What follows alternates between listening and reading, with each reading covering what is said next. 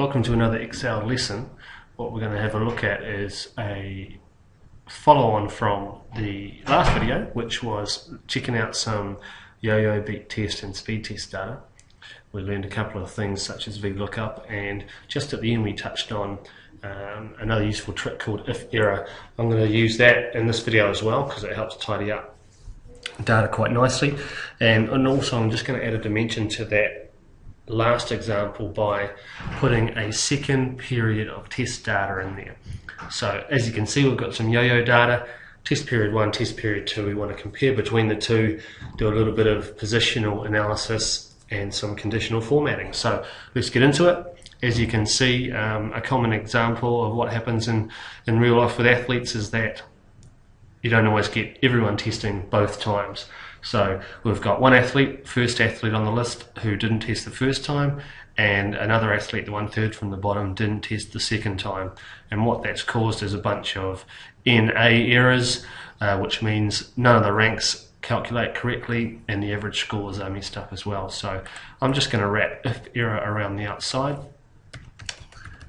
What IFERROR does is calculates the cell. If it finds an error, it puts something in its place. If I just do two double quotes next to each other, that means a blank cell. So already that's an improvement because the average calculation works now. However, the rank is still messed up, so I'm going to put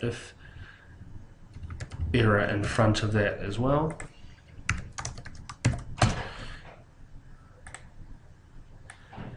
And that takes care of that one.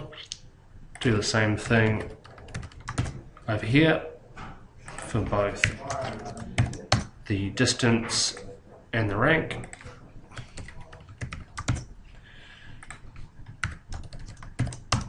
Drag it down, and what we'll see is errors disappear, ranks appear, and the averages go as they should. So now one more thing before we move on to some conditional formatting is I want to calculate a percentage change. So from one test to another, if we want to do a percentage change calculation, we go result 2 minus result 1. We have to surround that by brackets and divide that by result 1.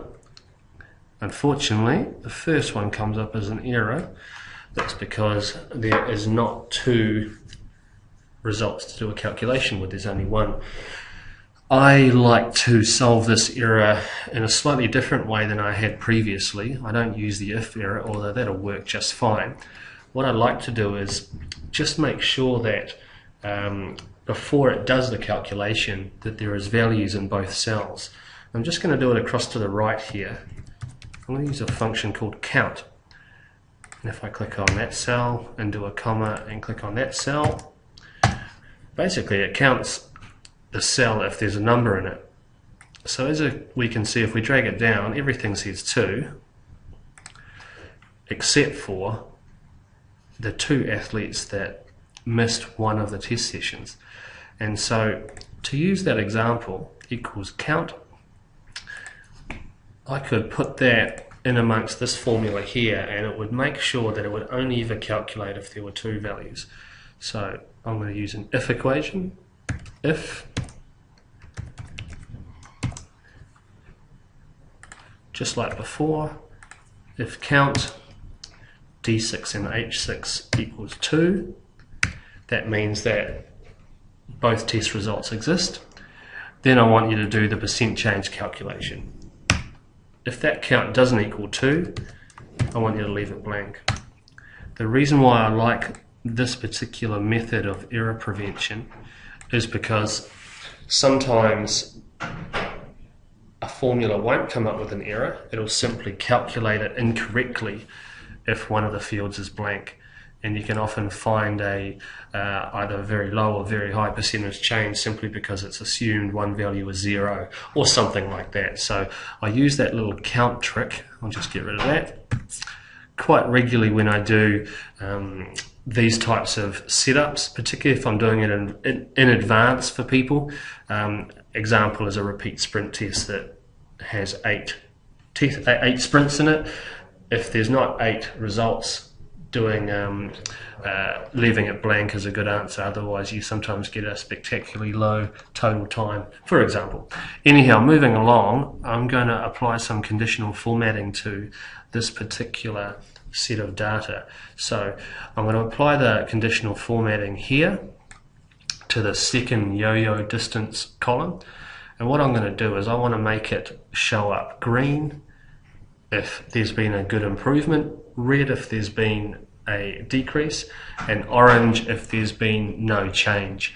And so I've defined that as being a 5% margin of error either way. So if it's greater than 1.05, then it's positive. If it's less than 0.95, it's negative. So the formulas that I'm going to use, I've listed over here and I've explained them. Simple mathematics, really. 1 divided by the other needs to be greater than 1.05. So more than a 5% change is a positive thing. Conditional formatting has got some wonderful automatic built-in features, but I like to be completely in control of how the conditional formatting works by using formulas predominantly as my method of conditional formatting solutions here. So as you can see, there's a bunch of auto functions, but I'm just going to create a new rule using a formula. And the formula that I'm going to use, I'm just going to copy directly from the cells to the right there. Better get that right. 1.05, format green.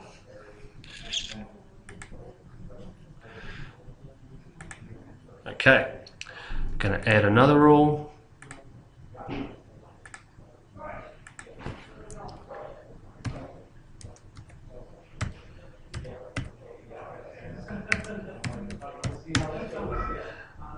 Make that red. And one more rule. This one's the most complicated because this has got 2 functions within it, so you've got to use an AND equation. We haven't really even talked about that yet, but bear with me.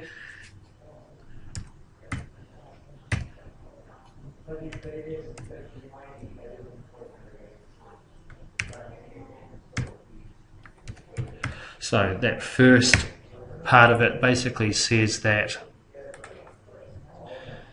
not only does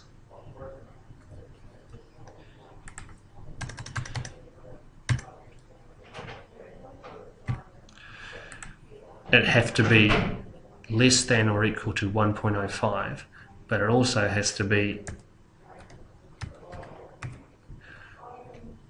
greater than or equal to 0.95. A little bit messy, that one, but nevertheless works quite nicely. So as you can see, it only calculates if there are criteria met, and for example, if I change this one up, we should see different colors appearing.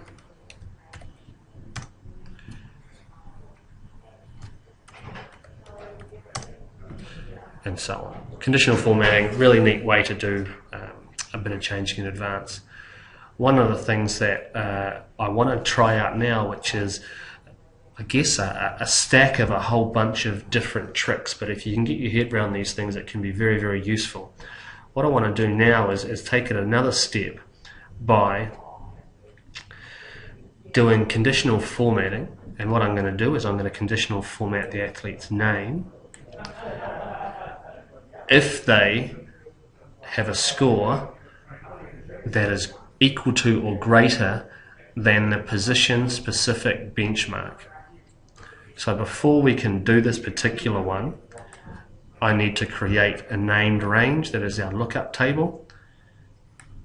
So I'm going to select down here, defender, midfield, forward. I just made up a benchmark, and I'm going to call that BM table. Now that I've got that, I can actually use VLOOKUP inside conditional formatting formula. So select the athlete's names, conditional formatting, new rules, use a formula, and if I just paste that in there, it saves me typing it out. It basically says if the result in H6, the yo-yo distance, is greater than or equal to VLOOKUP B6, which is their position in that table, then give it a format. Why don't I make it blue? Fingers crossed. That tells us that the players highlighted blue have got greater than or equal to their position benchmark.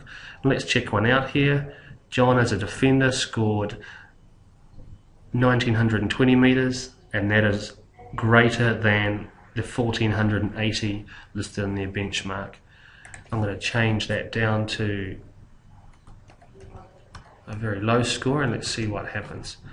And their name disappears. So great, that works just fine. So using formulas inside conditional formatting, a little bit hairy, but if you can get your head around it, really useful, and can make things pop out at you very nicely.